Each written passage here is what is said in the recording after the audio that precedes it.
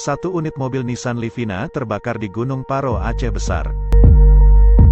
Satu unit mobil Nissan Livina yang dikemudikan Resia Fona tiba-tiba terbakar di kawasan Gunung Paro, Aceh Besar sekira pukul 13.45 waktu Indonesia Barat, Rabu, tanggal 4 Mei tahun 2022. Dikutip dari laman website ajnn.net, petugas Pusdalop BPBD Aceh Besar Iqbal mengatakan kejadian naas tersebut bermula saat mobil dengan nomor polisi BK 1480 OS dengan penumpang 5 orang itu berangkat dari Banda Aceh menuju kawasan wisata Gunung Geruti Aceh Jaya.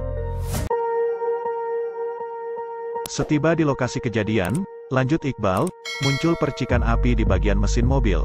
Seketika itu api membesar dan membakar ke seluruh bagian mobil tersebut. Melihat adanya api, semua penumpang dan sopir turun dari mobil menyelamatkan diri dan meminta pertolongan warga yang melintas, kata Iqbal didampingi rekannya Maswani.